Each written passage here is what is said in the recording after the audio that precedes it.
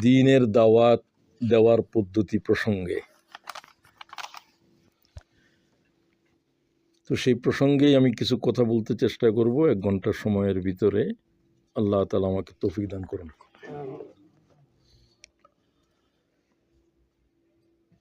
দাওয়াত হচ্ছে বান্দাদের উপরে আল্লাহর নির্দেশ,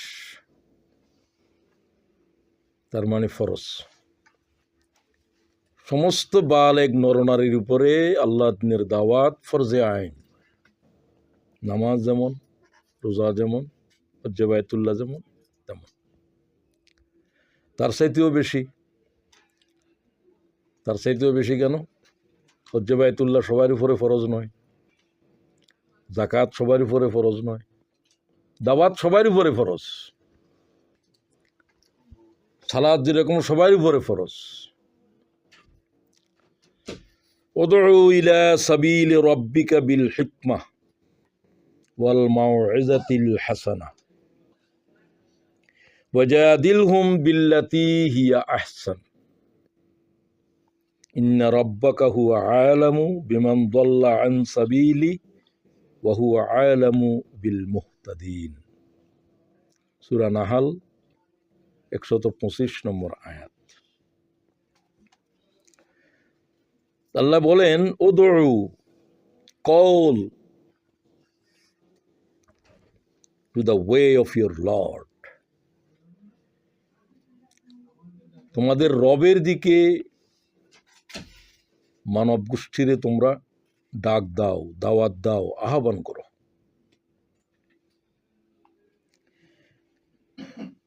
কিভাবে? বিল হিকমাহ, with wisdom, and wal mau'izah, and good instructions.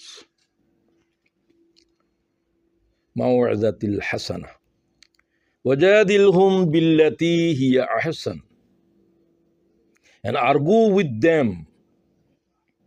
যাদের কাছে দাওয়াত দিবে তাদের সাথে যদি তোমার কোনো তর্ক বিতর্ক হয়, সেটা ইন দ্য বেস্ট ম্যানার, সুন্দরভাবে ভালোভাবে বিতর্ক করবে, সম্ভব হলে বিতর্ক এড়িয়ে যাবে।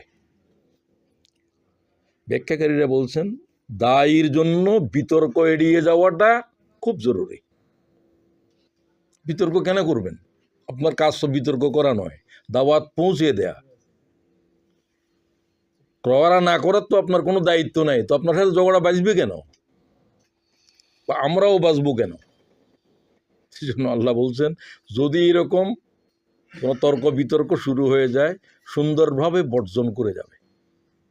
হাজারান জামিলা, হাজারান জামিলা, এমনভাবে অ্যাভয়েড করবে না যেন তোমার সাথে কথা নাই, তর্ক বিতর্ক, এমন না। ঠিক আছে ভাই, পরবর্তী সময় কথা বলবো, এখন মনে হয় আপনারও সময় কম, আমারও কম। এগুলো আল্লাহর আয়াত, এগুলো বান্দার প্রতি আল্লাহর ইনস্ট্রাকশনস। আল্লাহ কথা বলেন দুইভাবে, মুখবেরাও ও আমেরা। ডাইরেক্টলি কথা বলেন, ইশারায় কথা বলেন। কথা কি বোঝা যায়? ডাইরেক্ট আকিমুস সালাহ, ইশারা কিভাবে বলে? ওয়ারকাউ মা'আর রাকিন, জামাতকে আল্লাহ ইশারা করলেন। ইমামদের ভিতরে নামাজ জামাতে পড়াকে ফরজ 4 ইমামের ভিতরে 1 ইমাম খুব শক্তভাবে বলছেন, ইমাম আহমদ। ইমাম আহমদ 17 লক্ষ হাদিসের মুহাদ্দিস। দুনিয়ায় এই জাতের মুহাদ্দিস জন্ম হয় নাই, হওয়ার কোনো সম্ভাবনাও নেই। ইমাম বুখারী তার ছাত্র, প্রিয় ছাত্র। ইমাম বুখারী 6 লক্ষ হাদিসের মুহাদ্দিস। ইমাম আহমদ ওই ব্যক্তি যিনি বলেন, আমি যেটা জানি না সেটা হাদিস নয়। এরকম কথা বলার মানুষ পৃথিবীতে আর দ্বিতীয় ছিল কিনা আমার জানা নেই। আচ্ছা, যাই হোক, উনার হাদিস সংকলনের নাম কি? মুসনাদে আহমদ। 86টার সমস্ত হাদিস জমা করলে 6টার ভিতরে না হলে 20-25 হাজার হবে হাদিস হবে, এত হবেও না, তারপরে ধরলাম। ইমাম আহমদের হাদিসের দরিয়ার ভিতরে হাদিসের সংখ্যা 40,000-এর উপরে। এত বড় হাদিসের জমা আর কেউ করতে পারে না। আল্লাহ তাআলা ইমাম আহমদের উপর রহম ফরমাও। সব মুহাদ্দিসেরাই আমাদের প্রিয়। তিনি মুহাদ্দিসও, তিনি ফকিও, এই জন্য তার মাযহাব হাম্বলি মাযহাবের। তিনি কার ছাত্র? ইমাম শাফির। ইমাম বুখারী তো ছাত্র উনার। তার উস্তাদ হলো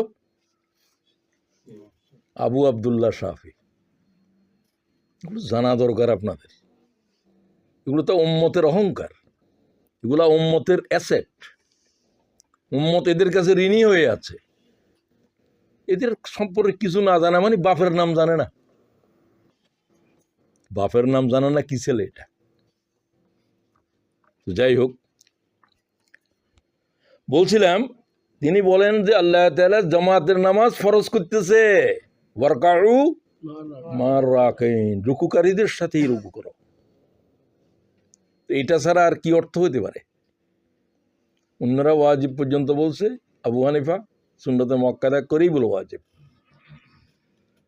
ইমাম আহমদ বলছে আল্লাহ, এই জন্য হাম্বলি মাযহাবে নামাজ জামাত ছাড়া নামাজই নেই, ফরজ নামাজ। কাকেও যদি পাওয়া না যায়, নামাজ পড়ে ফেলছে এমন লোকেরই নিয়ে জামাত আদায় করতে হবে, তার নফল হবে, তোমার ফরজ আদায় হবে। কথা কি বোঝা যায়?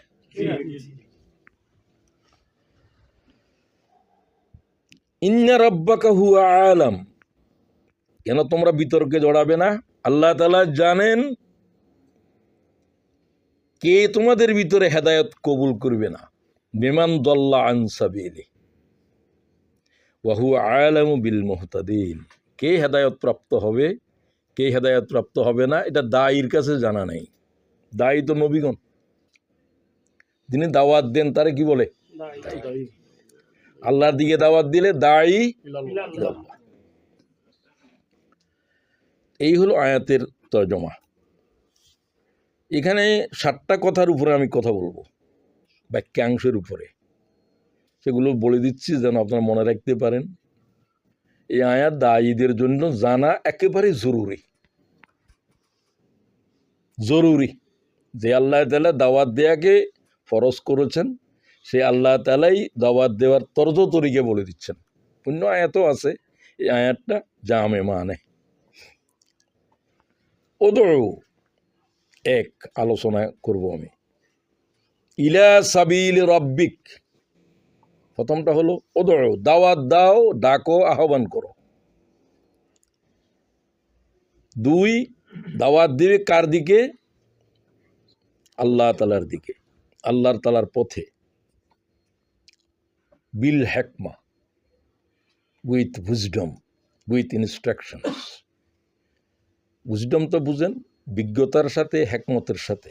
হিকমত হলো একটা শব্দ নয়, একটা পৃথিবী। এর ভিতরে নাই কোনো জিনিস নেই, সব আছে। একেবারে সংক্ষিপ্ত কথা হলো সুন্নাহ। রাসূলের চাইতে আর উৎকৃষ্ট কোনো হিকমা নাই। তো নবীরা যেভাবে দাওয়াত দিয়েছেন সেই পদ্ধতিতে। ওয়াল মাউইযাতিল হাসানা, দাওয়াতের ভিতরে তোমরা কি বলবে? উত্তম ইনস্ট্রাকশনস, নসিহত, কোরআন। কোরআনের এক নাম হলো মাউইযাতিল হাসানা। সুন্নতের তরিকায় রসুলের পদ্ধতিতে শুধু কোরআন শরীফ পেশ করে দিবে, আর কিছু না। যে তোমার বক্তব্য 6 উসুল টয় উসুলের কোনো কথা নাই। উসুল হলো কোরআন শরীফ। আল্লাহ নাযিল করছে বুখারী শরীফ না, কি? কোরআন শরীফ। ভালো করে বুঝে নেবেন এগুলো। বুখারী শরীফ রাসূলুল্লাহ কি দেখেছে? সাহাবীরা দেখেছে? কথা বলেন না কেন? জিনা বলতে এতক্ষণ লাগে কেন? রাসূলুল্লাহর ইন্তেকালের 200-250 বছর পরে ইমাম বুখারী শরীফের জন্ম হচ্ছে। এটা হলো যে ওস্তাদ কথা বলার সময় যে সমস্ত কথাগুলো বলে, মনে করেন এখন কিছুক্ষণের জন্য আমি শিক্ষক, তো আমি আয়াত বোঝানোর জন্য কত কথা বলতেছি, এগুলো হলো হাদিস। এগুলোর ভিতরে বিশুদ্ধতম যেটা, সেটা বুখারী। বোঝা যায়? এটার সাথে তো কিতাব আর কোথায়, আর এটা কোথায়? অনেকে মনে করেন যে বুখারী শরীফ, তিরমিজি, এগুলো যেন আল্লাহর কিতাবের কাছাকাছি কোনো জিনিস। খবরদার, আল্লাহর কাছাকাছি কোনো মানবও নাই, মুহাম্মদও নাই, জিবরাইলও নাই, মিকাইলও নাই। এগুলো আল্লাহর কাছাকাছি যাওয়ার কি সাধ্য আছে? এইরকম অবশ্যই নাই যে বললেন এটাই। কোরআন শরীফের সাথে দুনিয়ার কোনো কিতাবকে কাছাকাছি মনে করাও ইমানের খেয়ানত। এতে আল্লাহর কিতাবের উপরে ইমান বুঝে নেই। স্পষ্ট করে কথা বলতেছি, আমি দলিলের উপরে দাঁড়াই কথা বলতেছি, এই জন্য আমার কোনো বয়ের কোনো কম্পমান হওয়ার কিছু নেই। আপনারাও যদি চিন্তা করেন আপনারাও বুঝবেন। আল্লাহ তাআলা কিতাব, তৌরাতেরও কিতাব বলে নাই, ইঞ্জিলেরও বলে নাই, কিতাব একটাই, হাজা কিতাব, এটাই কিতাব। এটা কি? এটা কোনটা? মুসাদ্দিকুন লিসানান আরাবিয়্যা। এই কিতাবটা তামাম কিতাব বা যেগুলো নাজেল হয়েছে সহিফা, সেগুলো কেন কিতাব নয় বললাম? সেগুলো কোনোটাই আল্লাহর তাআলার জবান নয়, আল্লাহর আওয়াজ নয়। সেগুলো তাদের ভাষায়, জিব্রাইলকে আল্লাহ বলছে এদের ভাষায় এই ইনস্ট্রাকশনগুলো পৌঁছে দাও। এগুলো সব দপ্তর নাজেল হয়েছে। মুসা সাল্লাল্লাহু আলাইহি ওয়াসাল্লামের কাছে 10টা কমান্ডমেন্টস, ঈসা আলাইহিস সালামের কাছে মনে করেন 12টা কমান্ডমেন্টস তাদের ভাষায়। এটা হিব্রু ভাষায়, একটা এই ভাষায়, একটা সুরিয়ানি ভাষায়, যার যে জাতির সেই জাতির ভাষায়। আল্লাহর আওয়াজ হচ্ছে আরবি ভাষায়।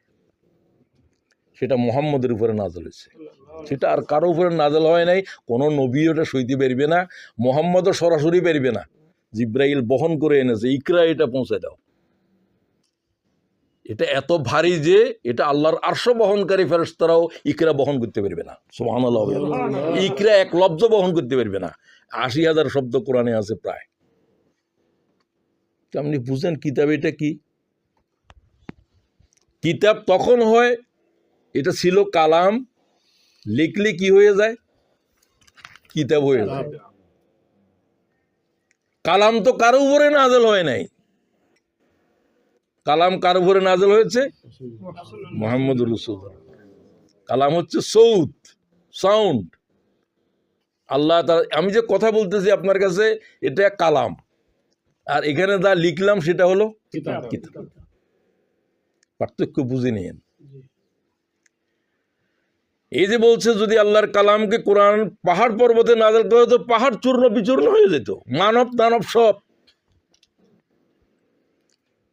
উম্মত আজও কালামও বুঝে নাই, কোরআনও বুঝে নাই, তো উম্মতের হায়াত তো শেষ হয়ে যাচ্ছে। দাজ্জাল আসতে সম্ভবত আর 50 বছর নাই বা 100 বছর। সব আলামত তো জায়ের হয়ে গেছে। কি কথা ঠিক কিনা? ঠিক। আপনি যদি ঘুমাইতে থাকেন, ঘুমাইতেই থাকেন। আমি ঘুমাইতে থাকলে আমার জাগাবে কি? কার প্রয়োজন পড়ছে? আমাকে আমার দায়িত্বে জাগতে হবে। দাজ্জাল আসার, পৃথিবীর কিয়ামত হওয়ার আলামত আছে না নাই? আছে। সব আলামত তো জায়ের হয়ে গেছে। আর যে 10টা আছে সেগুলো একটার পর একটা চলে আসবে। তো এতগুলো আলামত যা কিছু আছে, আরো 30টা 40টা, সব একটাও বাকি নেই। তো এর ভিতরে মনে করেন যে ঈসা আলাইহিস সালাম আসা, এর আগে ইমাম মাহাদি আসবে, তখন দাজ্জাল আসবে ঈসা আলাইহিস সালাম আসার আগে। কয়দিনের জন্য? Only 40 days। একদিন হবে 1 বছরের সমান। সূর্যকে বলবে খাড়া থাক, খাড়া থাকবে। এটা আর কারকে আল্লাহ ক্ষমতা দেন নাই, নবীরে দেন নাই, রসুলকে দেন নাই, মালাইকারে দেন নাই। আল্লাহর আইনের উপরে হাত দিবে সে, এটা আল্লাহ দিছে তার এই ক্ষমতা। কারণ ইমানের শেষ পরীক্ষা চলতেছে। সে বললো যে আমার খোদা মান, আল্লাহ তারা খোদা মানার জন্য যা দরকার সব কিছুই, অনেক কিছু দিবে। তুমি তারপরে বলবে যে না তুই আল্লাহ ন, এই কথা বলার জন্য খুব হিম্মত লাগবে, শক্ত ইমান লাগবে। রসুল বলছেন আমি যদি থাকতাম, আমি আমার উম্মতের জন্য দাঁড়াইতাম, আমি থাকবো না। তোমরা ইমানের উপরে দৃঢ় থাকবে। যে দৃঢ় থাকবে আল্লাহ তারা নুসরত করবে। যদি তোমার যদি জবাই করে দে, তোমার যদি সে আগুনে নিক্ষেপ, তার সাথে জান্নাত জাহান্নাম থাকবে। তার জান্নাত হলো জাহান্নাম, তার জাহান্নাম হলো জান্নাত। 100 বছরের মুর্দারে খাড়াই করে বলবো যে আমার খোদা বল, সে বলবো হ্যাঁ বলছি, সে তোমার দাদা, আসলে সে জিন। কতটুকু পাওয়ারফুল! তার থেকে পানা চাইতে বলা হয়েছে প্রতি নামাজে। যে 4টা জিনিস থেকে পানা চাওয়া ওয়াজিব বলছেন, আল্লাহুম্মা ইন্নী আউযু বিকা মিন আযাবি জাহান্নাম ওয়া মিন আযাবিল কবর ওমিন ফিতনাতিল মাহিয়া ওয়াল মামাত ওমিন ফিতনাতিল মাসিহিদ দাজ্জাল। আর হুজুর বলছেন তোমরা দাজ্জাল যখন জাহের হয়ে যাবে তখন সূরা কাহাফ পড়তে থাকবে, প্রথম 10 আয়াত বিশেষ করে। আমার কথা কি বোঝা যায়? একটু ক্লাস আনেন না, এগুলো পানি খাবো কেমনে? পানি খাবার কিছু নাই, আনেন সব। তো এই সব আলামত এগুলো যে জাহের হবে, এগুলো একটার পর একটা আসবে।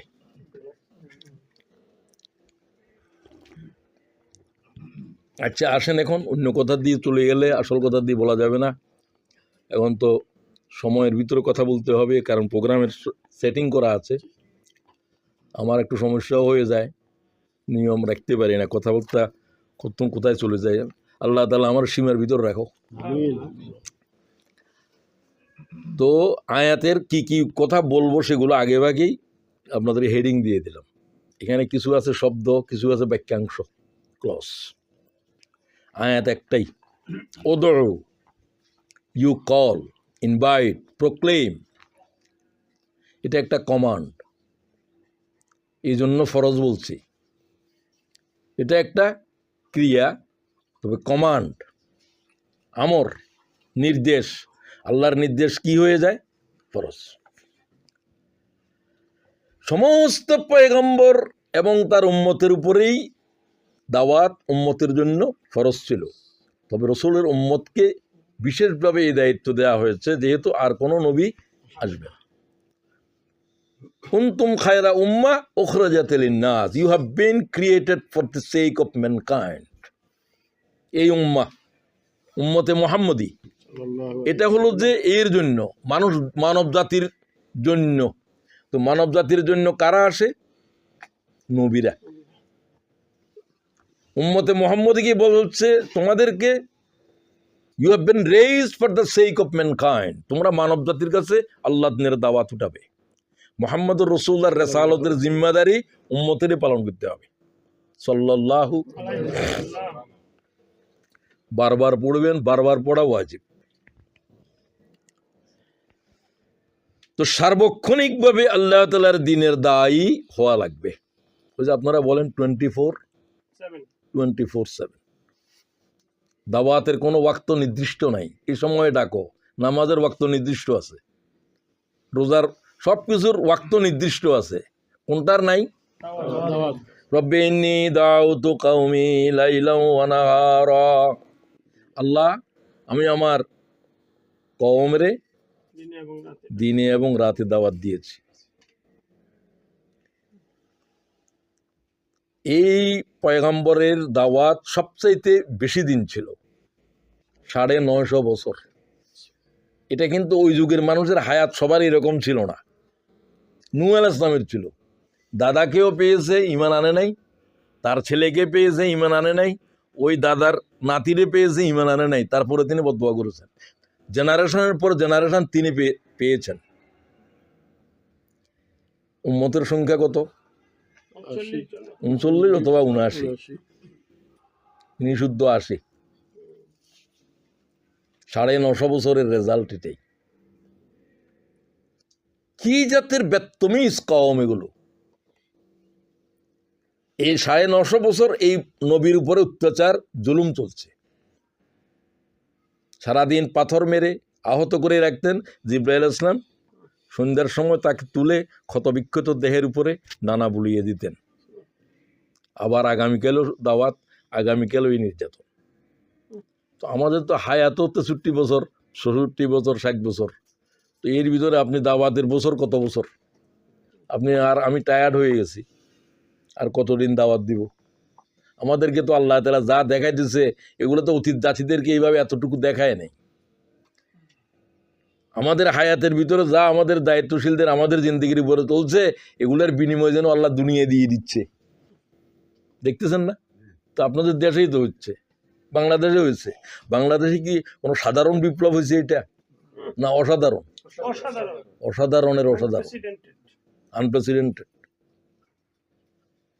আপনি 100 বছরের 500 বছরের ইতিহাসের ভিতরে পাবেন না যে এই ধরনের কতগুলো ছেলে জেগে গেল, আর 18 কোটি মানুষ কিভাবে জাগলো, আর মাত্র 15 থেকে 20 দিনের ভিতরে এক কত বড় এক স্বৈর শাসনের পতন, গোষ্ঠী শুদ্ধ নিপাত হয়ে গেল। কি সোজা জিনিস মনে করলেন? কোনো নির্বাচনে হলে হয়তো বা এই পরিবর্তন হয়েছে আরেকজন, সমস্ত অবকাঠামো থেকে যেত, পার্লামেন্টের একজন সদস্যও নাই, মসজিদের ইমাম পর্যন্ত ফালাইছে। এটার ইতিহাস আছে নাকি? এগুলো যে আমাদের জীবনে দেখে যাব তো আশা করি নাই, ঠিক কিনা? আলহামদুলিল্লাহ। তো এই শব্দটা শুধু কোরআন শরীফের 200 বারের উপরে আছে, দাওয়াতের উপরে। আল্লাহ কথা আমি দিনেও বলেছি, রাতেও বলেছি, তারা দাওয়াত কবুল করে নাই। সুমাইনি দাউতুহুম জাহারা সুমাইনি আ'লানতু লাহুম ওয়া আসরারতু লাহুম ইসরারা। আমি প্রকাশ্যভাবে দাওয়াত দিয়েছি, গোপনেও দাওয়াত দিয়েছি, জমা করে করে দাওয়াত দিয়েছি, একাকিতে দাওয়াত দিয়েছি। এগুলো দাওয়াতের কি পদ্ধতি, এটাও আল্লাহ শিখিয়ে দিচ্ছেন। না হলে এই নবীর ঘটনা বর্ণনা করতেছেন কেন? সব নবীরা এইরকম ছিলেন, দাওয়াতের কোনো সময় নেই বললে এই জন্য। সকালেও দাওয়াত দিয়েছি, বিকালেও, রাতেও দিয়েছি, দিনেও, সবাইকে জমা করে দিয়েছি, একাকিত্ব দিয়েছি। আপনারা টার্গেট করে করে টার্গেট রাখেন, আবার সাধারণ সভা করেন, এগুলো সব তো কোরআন শরীফের দলিল। সাধারণ সভা করছি, সবাই দাওয়াত দিছি, ব্যক্তিগতভাবে বলছি, ও আল্লাহ আমি যত বলেছি তত গোমরা হয়েছে, তারপরেও দাওয়াত দিয়েছি।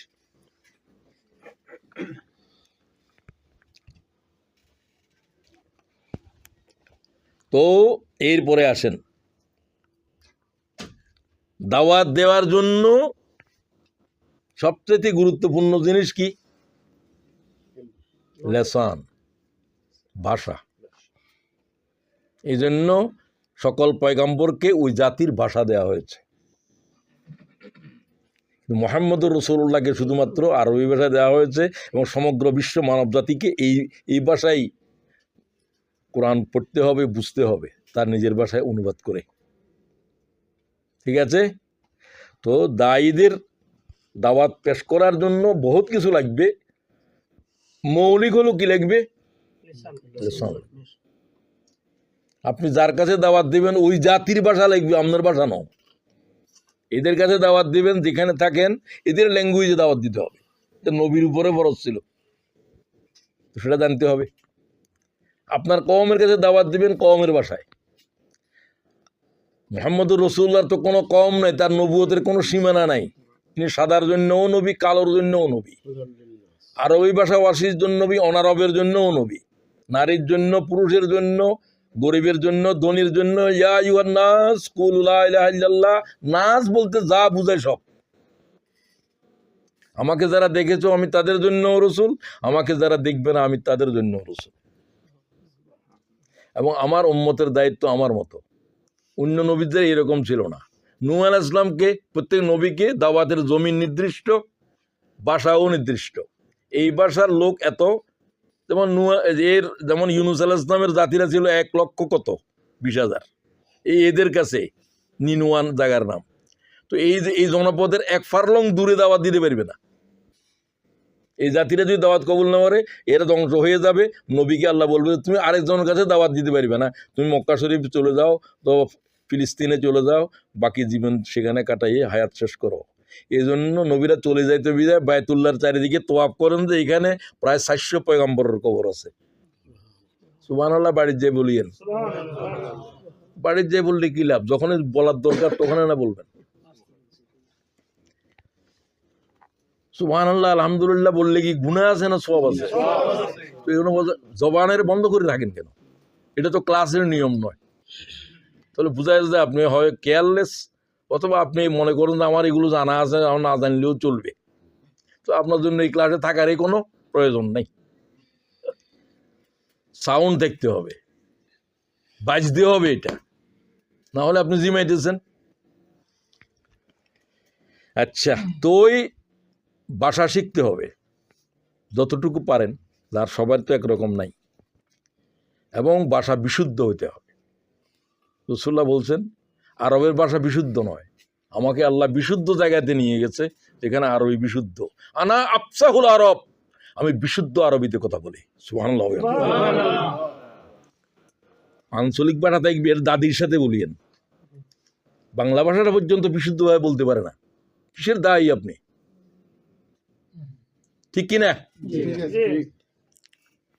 এগুলোর সব কিছুর দলিল পেশ করতেছি আমি।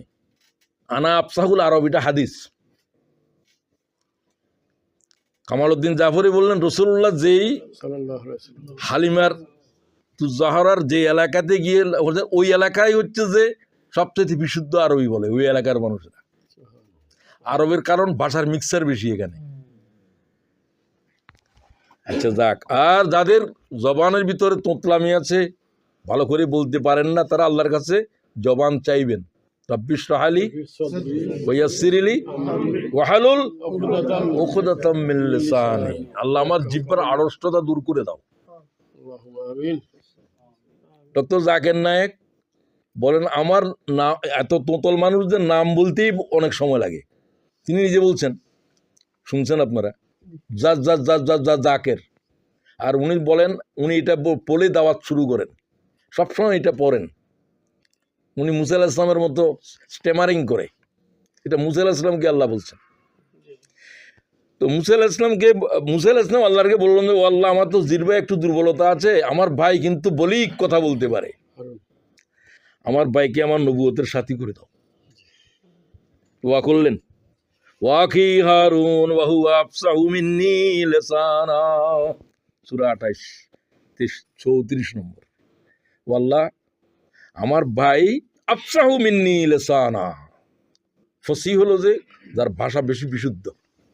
ওই রাসূলুল্লাহ বললেন আনা আফসাহু এ ফসিহ, আমার ভাই বিশুদ্ধ ভাষায় কথা বলতে পারে, তার ভাষার আড়ষ্টতা নাই, তাকে আমার সাথী করে দেন।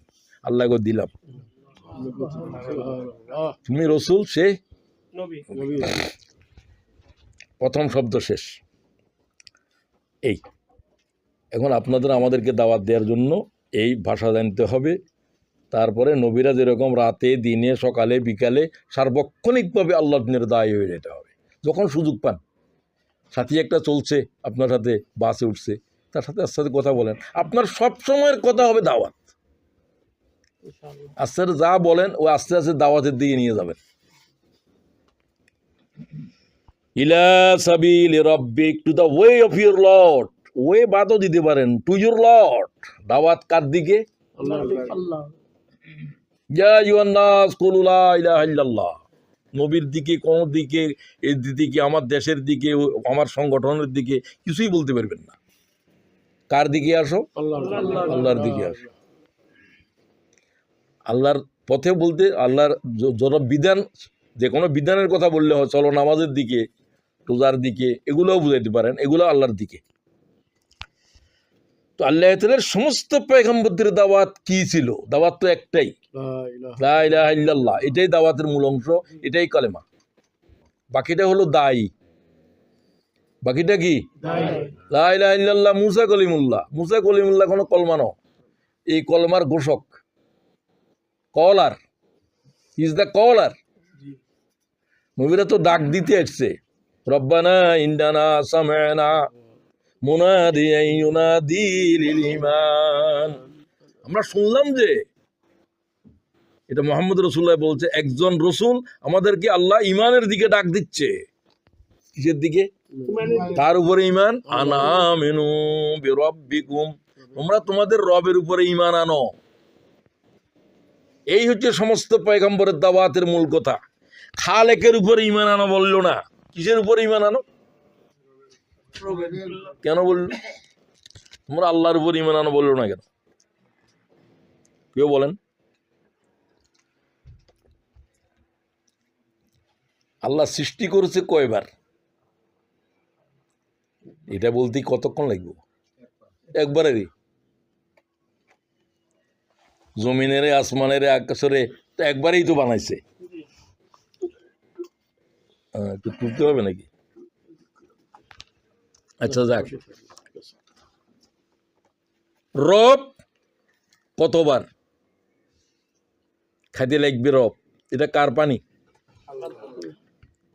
চা বলেন, ওই বলেন, খাদ্য বলেন, দানা বলেন, কাতরা বলেন, জমিনে কার জমিনে খাড়া হয়েছে? রব ছাড়া কি এক মুহূর্ত চলতে পারা যাবে? সবচেয়ে গুরুত্বপূর্ণ কি? রব। খালেকও আল্লাহ, রবও আল্লাহ। তো কবরেতে প্রথম প্রশ্নটা কি? তোমার কে সৃষ্টি করেছে? না তোমার রব কে? এখন বুঝছেন রব কি? তোর 70 বছর পর্যন্ত পালছিল কে?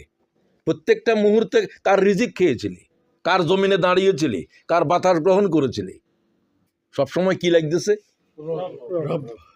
বানানোর পরেও তো কথা শিখিয়ে দিছে আল্লাহ, আলাস্তু বিরব্বিকুম। কোরআনের আয়াত, কোরআনে যে আয়াত নায়াত এগুলো বুঝেননি আপনারা, এগুলো পড়ছেননি, বুঝে তো ভালো, কিছু বুঝেন যে আসলে তাই, অনেক কিছু আমরা জানি না, জানি না যে সেটাও তো জানে না, কারণ পরে কোরআন শরীফ তো পড়ে না। কি পড়ো? কয় আমি তো উসুলের কিতাব পড়ি। তুমি কি পড়ো? কয় আমি তো বুখারী শরীফ পড়ি। কোরআন শরীফ কি পড়ব? এগুলো তো হলো নোটস, এটাকে পড়ার জন্য, বুঝার জন্য। তো এটা পড়বে ওইটাকে বুঝার জন্য। আসল কিতাব কি?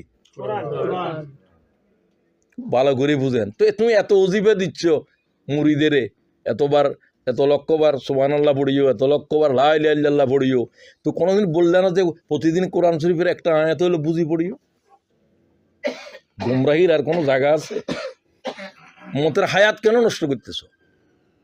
যে সংগঠনে আছেন এরা কোরআন শরীফ পড়তে বলে কিনা? আর দুনিয়ার কোনো ফিরের দরবারে নাই, কোনো হুজুরেও বলে না, জিকির শিখায়। কিসের জিকির শিখস তুই? কোরআন শরীফের উপর আর কোনো জিকির আছে? ইন্না নাহানু নাজ্জালনা জিকির, এই জিকির মানব জাতির জন্য, এটা গাছপালার জিকির ন। কোরআন শরীফের তসবিহ পাইছেন আপনি?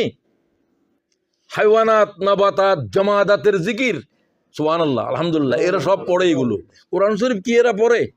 না, কোরআন শরীফ এদের উপরে নাজেল হয় নাই। কি বলছে আল্লাহ তাআলা? কোরআন শরীফ কে নিয়েছে গ্রহণ করে? জিব্রাইল ন, জিব্রাইল আপনাদের কাছে এনেছে রসুলের কাছে। জিব্রাইল ন, মিকাইল ন, সৃষ্টি জগতের কাছে। লাউ আনজাল ইন্না আরাদনা হাযাল আমানা, এই আমানতের আমি রাখতে চেয়েছিলাম আকাশ পৃথিবী, তোমরা কে গ্রহণ করবে? ওয়া হামালাহাল ইনসান। কোরআন শরীফ গ্রহণ করছে কে? এটা তো অন্য কারো বুঝার কিছু নাই। গাছের কাছে ভাবনার ক্ষমতা নাই, চিন্তার ক্ষমতা নাই, তফক্কুর নাই, তদব্বুর নাই, জিব্রাইলেরও নাই। তসবিহ যেটা আল্লাহ শিখেছে আরেকটা জানে না। সব মালাইকার জিকির কি? সুবহুন রব্বুল মালাইকাতি ওয়ার রূহ, এই জিকিরের উপরে বেঁচে থাকে। এটা তাদের রিজিক, এটা তাদের জীবন। এই জিকির করতে করতে হাজার হাজার মালাইকা কিয়ামতের মাঠে নামতে থাকবে। জিকির আরেকটা আল্লাহ না শিখালে বলতেও পারে না, সুবহানাকা লা ইলমা লানা, একটা গাছের নাম জানে না, একটা বাঁশের নাম জানে না। সব যোগ্যতা আল্লাহ, তোমাদের তো কিছু দেখায় না, তোমাদেরকে কেউ আল্লাহ বলে দিতে হয় না, সব তোমাদের দেমাগের ভিতরে আছে। মহাকাশে উঠতেছে, কত কিছু বানাইতেছে, এটা কি আর কেউ বানাইতে পারবে? জিব্রাইলে কি কোন একটা কলম বানাইতে পারবে? বিমান বানানো তো বহুত দূরের কথা, পারবে না। একটা কবিতা লিখতে পারবে? পারবে না। সুবহানাকা লা ইলমা লানা ইল্লা মা আল্লামতানা, এগুলো আল্লাহ আদমেরই দিয়েছে। সুবহানাল্লাহ ওয়া বিহামদিহি। আদম তো ভয়ঙ্কর সৃষ্টি, ভয়ঙ্কর সৃষ্টি। এই জন্য এটা আল্লাহর প্রতিনিধিত্ব করে, ইন্নী জাইলুন। খলিফাদের অবস্থা হলো যে গুমজার, আর দুনিয়ার অবস্থা কি হবে বলেন? গুমজার বলে অবস্থা কি হয়েছে? পৃথিবীতে এখন প্রায় 5 কোটির মতো উদ্বাস্তু মানুষ আছে, 4 কোটি হলো মুসলমান। কিভাবে এক একটা জনপদ নিশ্চিন্ন হয়ে যাচ্ছে? এরপরেও ঘুম আসে, এরপরে ভালো খাইতে হবে কিভাবে, শুধু ফিকির এটাই চলতেছে আমাদের। কি আজীব কথা এগুলো, ঠিক কিনা বলেন? আমাদেরকে তো পৃথিবীর মানব জাতির জন্য পাঠানো হয়েছে, তাদের প্রতি আমাদের দায়িত্ব কি? তাদেরকে হকের দিকে যে দাবার আহ্বান করা, এটা সবকে, যারা জালেম তাদেরকেও দাওয়াত দিতে হবে, যারা মজলুম তাদের কাছেও দাওয়াত দিতে হবে। আচ্ছা, এরপরে আসেন ইলা সাবিলের উপর আর কথা বলতে পারবো না। সব পয়গম্বরের দাওয়াত কি? লাকাদ বাসনা ফি কুল্লি উম্মাতির রাসূলা আন ইবুদুল্লাহ ওয়াজতানিবুত তাগুত, সূরা নাহাল 36 নম্বর আয়াত। এটা হলো দায়ীদের জন্য আল্লাহ তাআলার কি বলে এটাকে, মানে সবচাইতে গুরুত্বপূর্ণ কথা বলার আগে দিয়ে বললেন, যত লক্ষ পয়গম্বরকে জমিনে পাঠিয়েছি সকল পয়গম্বর এই কথার দাওয়াত দিয়েছে কওমের কাছে, আনে বুদুল্লাহ, কার বন্দেগী করো? শুধু এতটুকু না, আরো আছে, আনে বুদুল্লাহ ওয়াজতানিবুত তাগুত, বন্দেগী করো আল্লাহর, বিদ্রোহ করো কার বিরুদ্ধে? যারা আল্লাহ না হয়েও আল্লাহর মতো আইন জারি করে মানুষের উপরে হুকুম চালায়, এরা হলো তাগুত। আপনি দাওয়াত দেন, সিল্লা লাগান, শুধু কি কয় আল্লাহর হুকুমে চলো রসুল তরিকায়, তো ওয়াজতানিবুত তাগুত কই? কদে এটা বললে তো গন্ডগোল। ফেরাউন কি? তাগুত। হাসিনা কি? তাগুত। তো তিনজনে কয় কি ওর তাগুত যে আপনি চিনতে ভুল হচ্ছে। আবু জাহেল কি? ও সে আরেক ফেরাউন। তাকে যখন রাসূলুল্লাহ সাল্লাল্লাহু আলাইহি ওয়াসাল্লামের সামনে তার মাথা হাজির করলো হুজুরের তাঁবুতে, কমান্ডারের তাঁবুর ভিতরে, আব্দুল্লাহ ইবনে মাসউদ বলল, ইয়া রাসূলুল্লাহ, আবু জাহেলের তো জান কবজ হচ্ছে, হুজুর তার মাথা নিয়ে আসবো? বলছে তাই নাকি, নিয়ে আসো। সে এখান দিয়ে জবাই করে, তখন তার হুঁশ আছে। আব্দুল্লাহ ইবনে মাসউদ ছিল রাখাল, গোলাম বংশের। বলছে যে গোলামের ছেলে রাখাল্লা, আমার গর্দান লম্বা করে জবাই কর। তখনও তার অহংকার, লোকেরা বুঝবে যে এটা আবু জাহেলের মাথা, গর্দান লম্বা। রাসূলুল্লাহ তার হুজুরের তাঁবুতে হাজির করলেন, আল্লাহু আকবার বলে রাসূলুল্লাহ আওয়াজ দিলেন আর বললেন, এই হচ্ছে আমার উম্মতের ফেরাউন। এটা কার? আমার উম্মতের ফেরাউন। এই আমাদের উম্মতের ফেরাউন, আমাদের যুগের ফেরাউন কে? তো লন্ডনে আসে দেখলাম যে এখনো হাসিনার বক্তব্য আছে, ঝাড়া দিয়ে পিটা ওদেরকে। কত বড় জালেম, লোম শিহরে উঠে ওর অত্যাচার শুনলে। এই জাতের জালেমের সমর্থন করলে সেও তো জালেম। তো এই আসেন এরপরে বিল হেকমা, উইথ উইজডম, উইথ ইন্টেলিজেন্স দাওয়াত দেওয়ার জন্য কাদেরকে বলতেছি? এই লোকগুলা কীরকম? এটা কি ইউনিভার্সিটির প্রফেসর না ব্যবসায়ী? তো সবার কাছে কি এক লাঠি দিয়ে হাঁকাইতে হবে? না যেই ধরনের মানুষ সেই ধরনের দাওয়াত দিতে হবে? হিকমত হলো এটাই। আলেমদের কাছে যখন কথা বলবেন তখন আপনি এক ধরনের আয়াত দিয়ে কথা বলবেন, বুঝাবেন তাদের দায়িত্ব সম্পর্কে। একেবারে সাধারণ বৌদ্ধ মানুষ, লেখাপড়া নাই, তাদের কাছে কথা বলার সময় এটা হলো হেকমা। এটা কি? সেটার উপরে আর কথা বলতেছি না। আজকের দাওয়াত দেওয়ার হেকমা, মিডিয়া একটা কি, কত বড় হেকমা। এই জুম, এটা শুধু আমরাই জুম ব্যবহার করছি। কখনো আওয়ামী লীগে জুম কি করবে? সবচেয়ে বেশি প্রোগ্রাম আমরাই করি, ঠিক কিনা? তো মিডিয়াকে আপনি দাওয়াতের, এখন তো মিডিয়া, আপনি এই লিঙ্ক পাঠাই দেন, আলোচনাটা এখন এখানে রেকর্ড করলি কেন? এটা সমগ্র পৃথিবীর কাছে চলে যাবে। পৃথিবীর এলাকায় এলাকায় যাওয়া কি আমাদের পক্ষে সম্ভব? মিডিয়ায় পৌঁছায় দিবে। রাসূলুল্লাহ এখন দেখলে রাসূলুল্লাহর এরকম ভিডিও আপনারা দেখতেন। ডক্টর জাকির নায়েক কোথাও যাইতে দিচ্ছে না, সমগ্র পৃথিবীতে তার কোনো ভিসা নাই।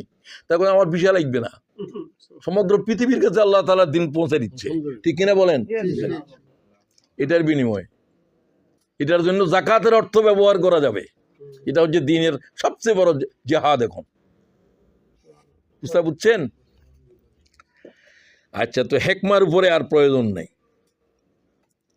মিডিয়ায় দাওয়াতকে পৌঁছে দেওয়ার জন্য আপনাকে মিডিয়া চালাবার যোগ্যতা লাগবে। এই হেকমা শিখতে হবে, যে যতটুকু পারেন। এটা তো হেকমার উপরও তো, শুধু মিডিয়ার উপরে যে আপনি কথা বলতে যান ঘন্টার পর ঘন্টা বলতে হবে, আমাদের এতটুকু জানাও নাই, পৃথিবী এতটুকু আগাই গেছে, ঠিক কিনা? যন্ত্র এখন আপনার কথা বানাই দিচ্ছে। ওই কি চ্যাট জিপিটি নাকি? ভয়ঙ্কর না এগুলো? ভয়ঙ্কর। কোথায় যাচ্ছে পৃথিবী আপনার আর আমার খবরও নাই। আমরা আজ ওইটাও টিপতে জানি না ভালো করে, এটা জেনে নিতে হবে। এগুলো হচ্ছে এই জমানার জন্য এই সমস্ত যত হেকমা আছে সব ব্যবহার করবেন। তো যে অবস্থায় থাকেন না কেন, হতে পারে কোনো পয়গম্বর কৃষক, কোনো পয়গম্বর দিন মজুর। আদম আলাইহিস সালাম কৃষক, জমিনের উপর প্রথম লাঙ্গল কে চালাইছে? তা আমরা সব তো চাষার ছেলে। আমরা নূহ আলাইহিস সালাম সুতার বলতেছে তাকে, যেহেতু কিস্তি বানাইছেন। তো ইব্রাহিম আলাইহিস সালাম রাজমিস্ত্রি, কাবা ঘর বানানোর জন্য যে বিল্ডিং বানানোর জন্য যে এক একটা ইট গাঁথনি দিচ্ছেন, জিব্রাইল আনি দিচ্ছিল, ছেলে যোগান দিচ্ছিল ইসমাইলে, আর তিনি এটা বসাচ্ছিলেন। তাকাব্বাল মিন্নি ইন্নাকা আনতাস, প্রত্যেকটা ইট দেওয়ার সময় ইব্রাহিম আলাইহিস সালাম এটা বলছে, আল্লাহ তুমি তোমার পক্ষ থেকে আমাদের এই কোরবানি, এই ইট কবুল করো। একবারে প্রত্যেকটা দানা আল্লাহ তাআলা প্রত্যেকটা জবান কবুল করে নিছে। আল্লাহ তার ফসিল পর্যন্ত কাবার সামনে রেখে দিয়েছে। কি ফসিল? মাকাম ইব্রাহিম, মানে ইব্রাহিমের কদম। ওখানে ইব্রাহিমের পায়ের দাগ আছে, দাগ হলো ফসিল। ফসিল কত বড় জ্ঞান! আগের যুগের মানুষ কিরকম ছিল, আগের প্রাণীরা কিরকম ছিল, কিসের থেকে বাইর করতেছে? ফসিল থেকে। আমার কথা কি বুঝেননি আপনারা? এই ইব্রাহিমের পা এটা এখানে আছে, এটা তো ইব্রাহিমের পা নয়, এটা হলো মানব সভ্যতার ইতিহাস, যেটা ব্রিটিশেরা যে কোনো জায়গাতে পার্কের ভিতরে সবকিছু ডিটেলস লিখে রাখে। ফসিল, ওরা হিস্ট্রি লিখে রাখে। আল্লাহ তাআলা এই কাবার কারিগর, মানব সভ্যতার, এই যে তাকে বলা হয়েছে মিল্লাতের পিতা, মিল্লাতা আবিকুম ইব্রাহিম আলাইহিস সালামের কদমের পাঁচ চিহ্ন, পদচিহ্ন। চিহ্ন তো বহুত বড় জিনিস, আঙ্গুলের পদচিহ্ন দিয়ে সব। এখন সিগনেচার টিগনেচার না, আসল চিহ্ন তো সিগনেচার হলো এখানে, ঠিক কিনা? ইব্রাহিম আলাইহিস সালামের পদচিহ্ন আল্লাহ তাআলা রেখে দেওয়ার, এটা ১৫০০ বছর আগের মানুষ কি ফসিল বুঝেছিল? আপনারা আমাদের বুঝতে সময় লাগতেছে। আল্লাহ তাআলা তৌফিক দাও। তো এরপরে আসেন ওয়াল মাউইযাতিল হাসানা। প্রত্যেকটা বিষয়ের উপরে কোরআনের আয়াত বলতে শিখতে হবে। অর্থনীতির উপরে কথা বলবেন, অর্থনীতির আয়াত বলতে হবে, আছে কিনা? রাজনীতির উপরে কথা বলছেন, রাজনীতির আয়াত বলতে হবে। কোনো বিষাদের কথা আছে, সেটা সেভাবে বলবেন। রাসূলুল্লাহ সাল্লাল্লাহু আলাইহি ওয়াসাল্লাম ইন্তেকাল করলেন, আবু বকর সিদ্দিক বললেন কুলহুল্লাহ শরীফ ৩ বার পড়ো, রাসূলুল্লাহর জন্য দোয়া করো। কথা বলে না কেন? কি বললেন? উম্মতের ভিতরে কি কিয়ামত চলতেছে? ২২,০০০ মানুষ আবু বকরের সেই খুতবায় উপস্থিত ছিল, যে যেখান থেকে শুনছে রওনা হয়ে গেছে, রাসূলুল্লাহ নাই। কি প্রতিক্রিয়া হয়েছে? শুধু একজন কৃষক কথা শুনেন, সাহাবী, সে তার ক্ষেতের ভিতরে কাজ করতেছিল, ছেলেও সাহাবী, সে বলল যে রাসূলুল্লাহ ইন্তেকাল করছে। কই কি বলো? কই হ্যাঁ। কই ও আল্লাহ, আমাকে অন্ধ করে দাও, আমি আর দুনিয়াকে দেখতে চাই না। যে চোখ মুহাম্মদের দেখছে, এই চোখ আর কিছু দেখার প্রয়োজন নেই। এবং সে অন্ধ হয়ে গিয়েছে। আপনি তো এমনি রাসূলুল্লাহর প্রেমিক, আপনার আমার প্রেম ভালোবাসা এই অশিক্ষিত সাধারণ গম খেতে কাজ করে এরকম একটা সাহাবী রাসূলুল্লাহর জন্য তার মায়া কীরকম? সে অন্ধ অবস্থায় দুনিয়া থেকে চলে গেছে। সে বলছে দুনিয়ার আর দেখার প্রয়োজন নেই আমার। এই চোখ কাকে দেখছে? আর চোখ দিয়ে আর দুনিয়া দেখার আর কিছু দেখার প্রয়োজন নেই। আল্লাহ তাআলা তার উপর রহম করো। এইরকম অনুভূতি নিয়ে সাহাবীরা হাজির হয়েছে মদিনায়। আবু বকর সিদ্দিক দেখলেন যে অস্থির, ওমর পর্যন্ত অস্থির হয়ে গেছে।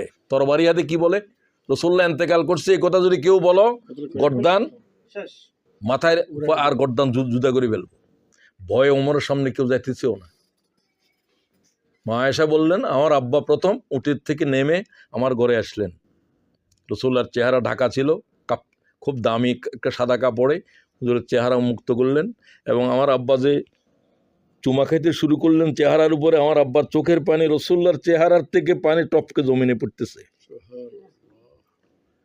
তারপরে চোখ মুছে ফেললেন, ইন্নাকা মাইয়াতুন ওয়া ইন্নাহুম মাইয়াতুন, নিশ্চয় আপনি ইন্তেকাল করেছেন, তাদেরকেও সবাইকে ইন্তেকাল করতে হবে। এখন রাসূলুল্লাহর জন্য যদি শোকে মাতম করে, উম্মতের কন্ট্রোল করবে কে? ওমরও তো পারতেছে না। আবু বকর চোখ মুছে ফেললেন, মসজিদে নববীর মিম্বরে উপরে আসি দাঁড়ালেন। সব ওমরকে বাদ দিয়ে আবু বকরের পাদদেশে আসলো। মানব ইতিহাসে যত বক্তৃতা আছে, আবু বকরের এই বক্তব্যের সাথে দ্বীনের কোনো তুলনা চলবে না। উম্মতের কিভাবে কথা বলতেছেন, কোরআন শরীফের কোন আয়াত চয়ন করলেন? এটা হলো মাওয়াজাতিল হাসানা। কোন উপদেশ কোন সময় দিতে হবে এটা আল্লাহর কিতাব থেকে বলতে হবে দায়ীকে। আল্লাহ তৌফিক দাও। আয়াত একটা শিখিয়ে নিয়েছেন যে জিন্দিগিভর শুধু এটাই বলেন, মিয়া মা আতাকুমুর রাসূল ফাকুজুহু ওয়া মা নাহাকুম আনহু ফান্তাহু। তাই রাসূলের উপর আর কোনো কিছু তার আয়াত জানে নাই, জিন্দিগিভর শুধু এটাই শুনছি আমি। এই ধন্যতা নিয়ে তো দায়ী হতে পারবেন না এই শতাব্দীর। ক হাজার আয়াত আছে কোরআনে? ৬,৬৬৪, এটাই ধরে নেন, আরো কম বেড় আছে। এটা হযরত আয়েশার গণনা, এটা বেশি মশহুর।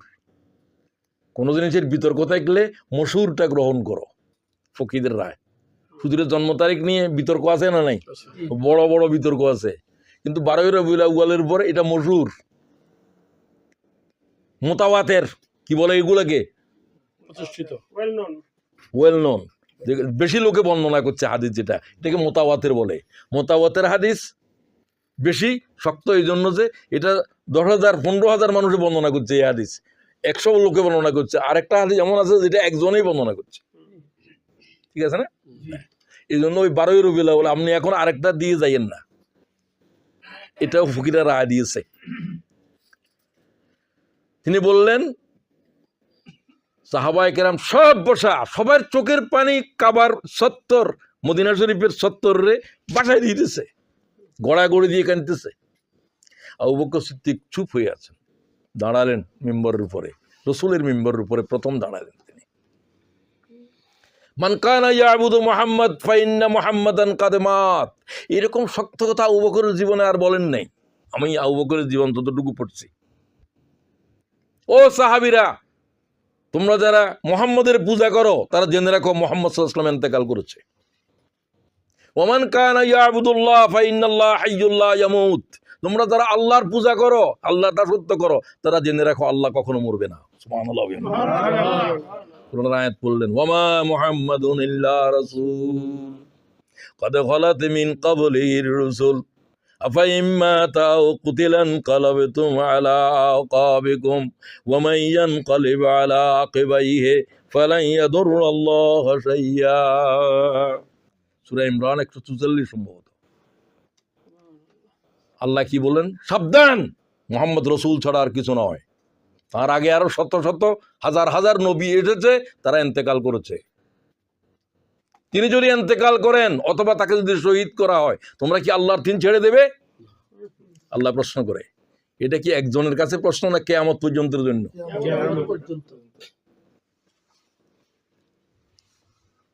কি ভয়ঙ্কর প্রশ্ন উঠালেন আল্লাহ কোরআন। এই আয়াত হুজুর ইন্তেকাল করছে এই সংবাদ যখন নাজেল হয়েছে, তখন অনেকে পালাই যাচ্ছিল যুদ্ধের ময়দান থেকে। উহুদের যুদ্ধের থেকে আসার পথে এই আয়াত নাজেল হয়েছে। সেই আয়াতটা যে এই মুহূর্তের জন্য দরকার, সেটা আপনাকে চয়ন করতে হবে। এটা হলো ওয়াল মাওয়াজাতিল হাসানা। আমি ভাইদেরকে বলতে চাই, কতটুকু কম পুঁজি নিয়ে দিনের দাওয়াত দেন, আমি দিই। 5টা আয়াত বললে আমি এই বিষয়ের উপর আমার একটা আয়াতও জানা নাই, এরকম বহু বিষয় আছে না নাই? কিন্তু এটা তো তিবিয়ানান লিকুল্লি শাই, এর ভিতরে নাই যে কোনো বিষয় নাই। তিবিয়ানান লিকুল্লি শাই আল্লাহ বলছে। কিছু ইশারায় কথা আছে, কিছু স্পষ্ট, কিছু অস্পষ্ট।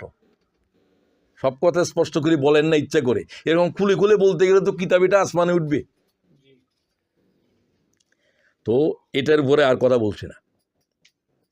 রাসূলুল্লাহ মক্কা বিজয়ের দিন কোন আয়াত পড়লেন? আয়াত পড়ে নিয়ে এগুলো, আমার সময় নেই এত কিছু বলার। তো ওই সময়ের এই যে অ্যাপ্রোপ্রিয়েট আয়াত চয়ন করতে পারা, এটা হলো মাওয়াজাতিল হাসানা। এটার সাহায্যে দাওয়াত দাও মানুষদের কাছে। তোমার পণ্ডিতি আমার পণ্ডিতি কোনো আসর নাই, আল্লাহর কোরআনের আসর বেশি। কোরআন শরীফের আওয়াজের ভিতরে হেদায়েত আছে, বুঝো না বুঝো। কোরআন শরীফের সুরের ভিতরে হেদায়েত আছে, এগুলো দুনিয়ার কোন সুরের সাথে কোন আওয়াজের সাথে মিশে না। সেটাই বলতে হবে। মাওয়াজাতিল হাসানারে যত অর্থ করবেন, শেষ কথা এটা। আচ্ছা, তাহলে এখন বুঝলেন দায়ীদেরকে এই আল্লাহর কোরআনের রসুলের পদ্ধতিতে বলাটা এটা হলো যে এক মাস সহকারে মাওয়াজাতিল হাসানারে পেশ করা। আমি সব ভাইকে বলছি, আমি যত বুদ্ধি নিয়ে কথা বলি না কেন, আমার সমস্ত জ্ঞান বুদ্ধি কি কোরআনের এক আয়াতের বরাবর হবে? তো কোরআন শরীফ বলতে শিখেন, কোরআন শরীফ বলতে শিখেন, সেটা যত একটা আয়াতেই হোক। দাওয়াতের উপরে আপনি হাজার হাজার কিতাব লেখেন, আল্লাহর এই আয়াতের ব্যাখ্যা করলে সপ্ত সাগরের কালি শুকিয়ে যাবে। সুবহানাল্লাহ। এত উলুম আল্লাহর কোরআনের ভিতরে, সপ্ত সাগরের কালি শুকিয়ে যাবে। এটা কি আমার মেসাল না আল্লাহর মেসাল? তো আল্লাহ তাআলা কি সন্দেহজনক কথা বলে?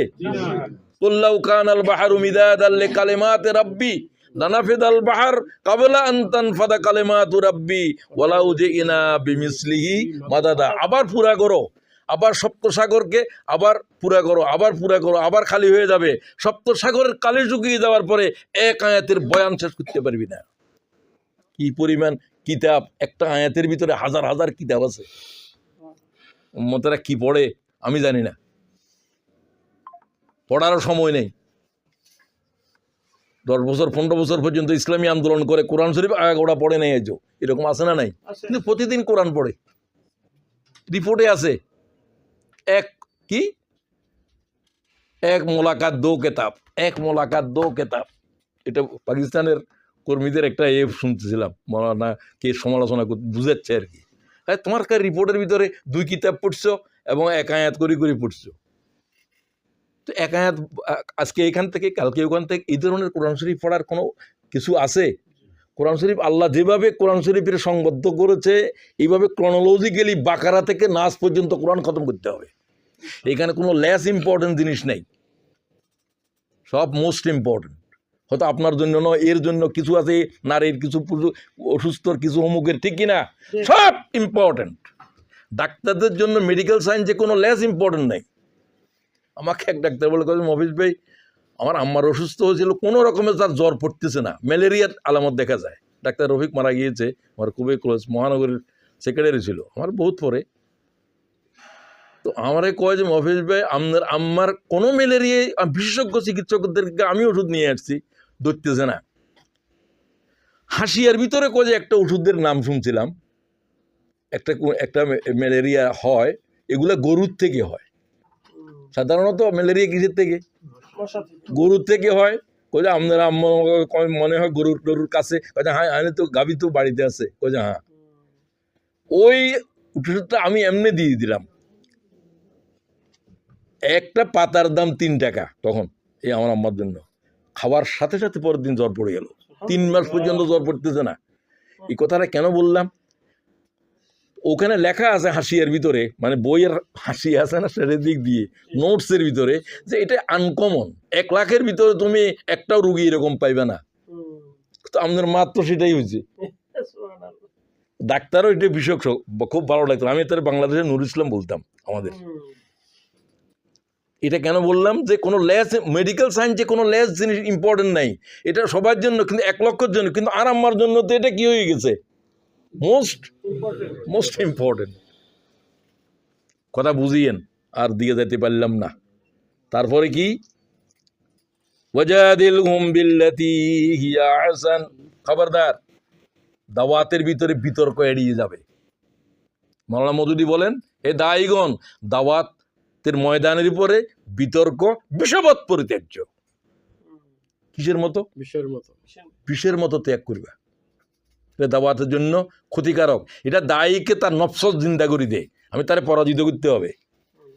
তুমি আর দিনের আল্লাহ রাস্তায় দাওয়াত দিচ্ছ না, নফসের দিকে দাওয়াত দিচ্ছ, ঠিক কিনা?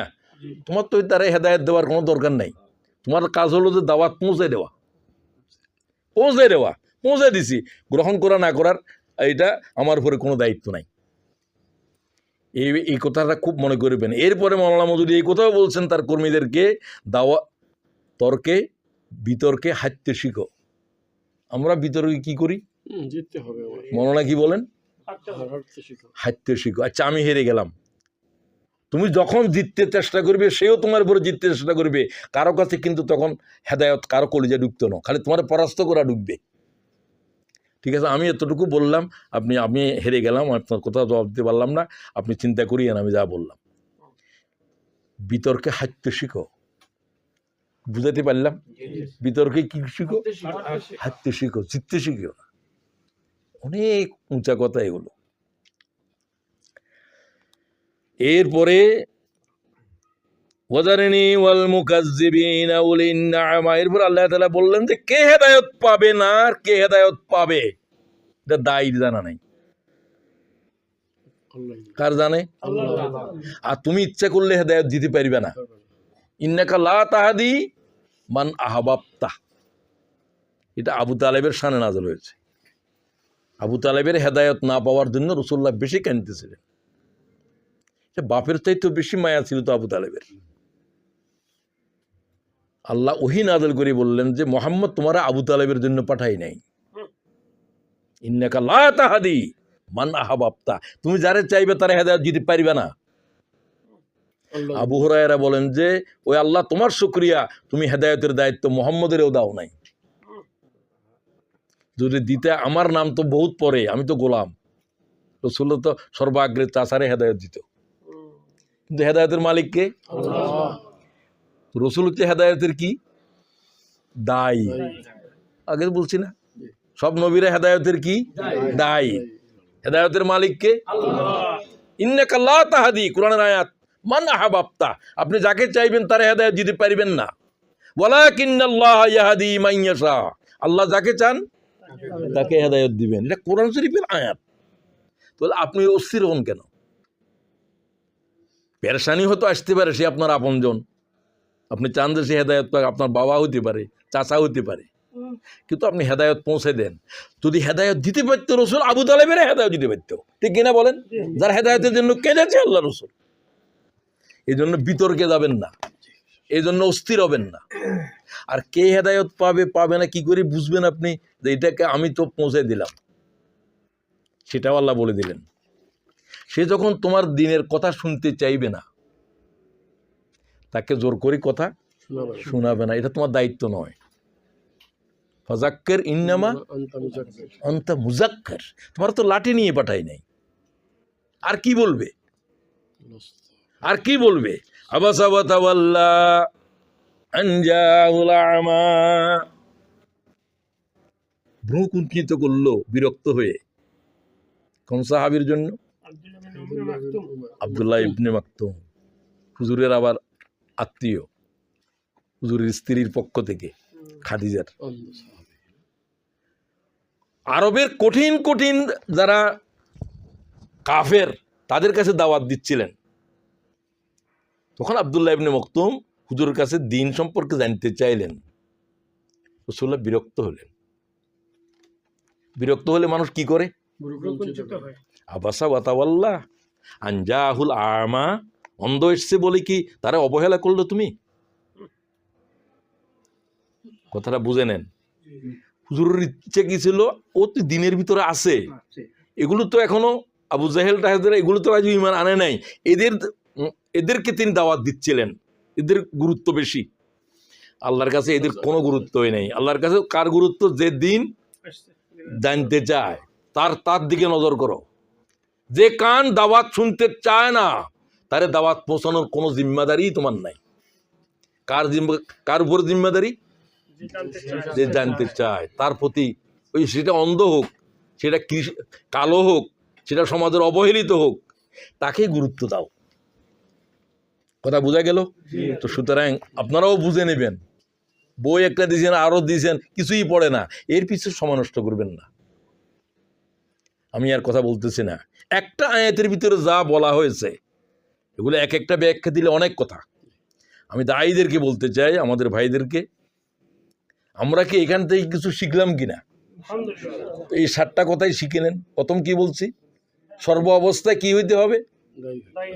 সার্বক্ষণিক দায়ী। সার্বক্ষণিক দায়ী। দাওয়াতের চুলকানি উঠতে হবে তোমার। যাদের চুলকানি রোগ আছে এরা ঘুমের ভিতরেও চুলকায়, ঠিক কিনা? দায়ীকে এরকম হইতে হবে। আমাদের তবলিগের ভাইদের এটা কিছু আছে, যত কথা বলে বা একটু সময় দেন, আছে কিনা? এই সময় বাইর করার একটা যে তাদের চুলকানি, এটা কিন্তু ভালো জিনিস।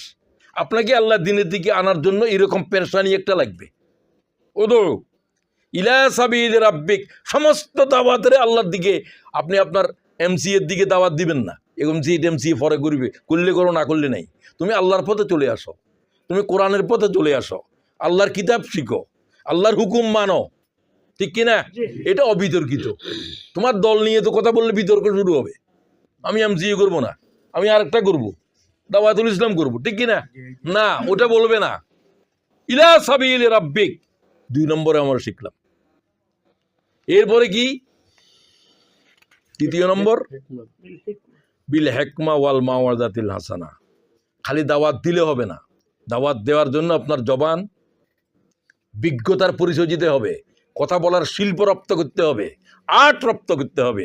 কত সুন্দরভাবে কথা বলতে পারেন, কোনো অ্যাগ্রেসিভ মোডে কথা বলবেন না। এগুলো যারা আপনার দিন বুঝে কর্মীদের কাছে বলতে পারেন। ওয়াকুলা লাহু কাওলান লাইয়িনা, হে মুসা তোমার মেজাজ গরম, ফেরাউনকে দাওয়াত দেওয়ার সময়ও কঠিন ভাষায় দাওয়াত দিও না। আলফাজ কি করো? লাইয়িনা, নরম করো। হতে পারে সে ইমান আনবে, আনছিল তো শেষ মুহূর্তে, আনছে কিনা? হতে পারে ইমান আনবে, কিন্তু শক্ত ভাষায় দাওয়াত দিও না। কারণ তাকে জোর করে ফিডাফিডি করি তো আমার দিনের ভিতরে আনার আমার কোনো দায়িত্ব নাই। তো আমার তার সাথে ঝগড়া কি জন্য বাঁচবো? তো আর কি? ওয়াল মাওয়াজাতিল হাসানা, আল্লাহর কোরআনের দাওয়াতের মূল জিনিস বানাও, এটা পেশ করো। আল্লাহ আমাদেরকে তৌফিক দাও। কোরআন শরীফের উপরে কি জাতের বিচরণ লাগবে? 6667 আয়াতের উপরে বিচরণ লাগবে, এখন লিখে রাখতে হবে। এটা হলো যে এই বিষয়ের, এটা এই বিষয়ের, এটা এই বিষয়ের, এটা এই বিষয়ের। ওখান থেকে 2টা 3টা